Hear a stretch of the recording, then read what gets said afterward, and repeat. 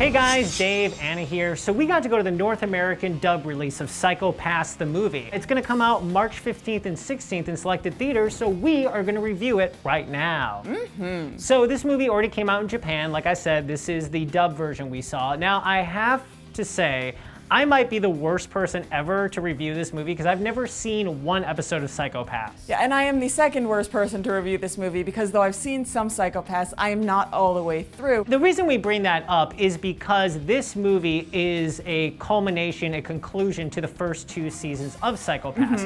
Therefore, if you haven't seen it, you're probably gonna get a little lost with what's going on. That being said, like you said, it's only 2 seasons long, so it's definitely a worthwhile show for you to get into, for you to try out, and for you to watch all the way through. If you've watched some of it, you'll be spoiled. If you've watched none of it, you'll be confused. That being said, I have to say it was a really enjoyable movie. Yeah, I thought it was really cool. If you've never seen Psycho Pass, the idea is it's a dystopian future where the government uses a bunch of surveillance in order to basically tell if people are going to be criminals or not based on their moods and their psychological tendencies. And from there are these cops called inspectors and also enforcers that are with them that basically can either stun people if they're like possibly going to be a criminal, or can just full on kill people if they definitely are a criminal with these rad guns called Dominators. Yeah, now the enforcers, like you said, that work with the inspectors, they are actually latent criminals. Yes. They have like the same level of craziness as the people that could be criminals, but they actually get to be sort of the badasses of the team. Yeah, they're the muscles. So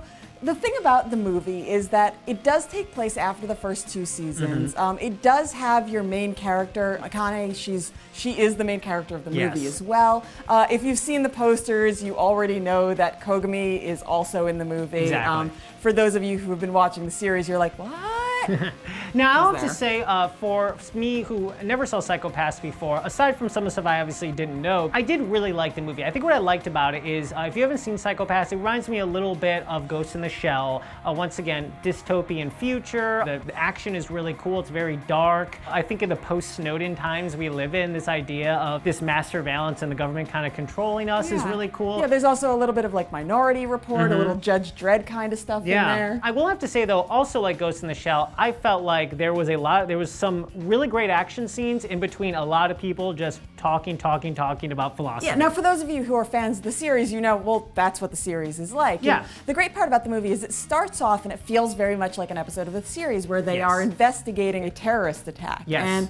And then it gets into where they go off to do a little more investigating into an area that we haven't seen before. So the basis of the dystopian society is this Sybil system, is this sort of AI that does the surveillance and tells if people are good or bad. And this movie's focused on the Sybil system moving out of Japan and going to another country. And what was really interesting is we get to see how the Sybil system is being used in something that's much more of a dictatorship than we've already seen in Psycho Pass. And I thought that was really interesting how they sort of took that stuff to a new area. And it's funny because even though it's sci-fi, they had some really interesting real life stuff where I felt like this is very much like North Korea or areas of China. But at the end of the day, what I think is really cool about this movie is it was really good storytelling. I thought the dub was good. I thought there were some rad action scenes, just some dope action scenes in it. But ultimately, if you haven't seen the first 2 seasons of Psycho Pass, you will be a little lost. So I think the real review is, first, see the first 2 seasons of Psycho Pass, and then watch Psycho Pass the movie, because it's definitely a worthwhile show to check out, because it's really, really cool. Definitely. Okay guys, so if you want to see Psycho Pass the movie in theaters, it comes out March 15th and 16th,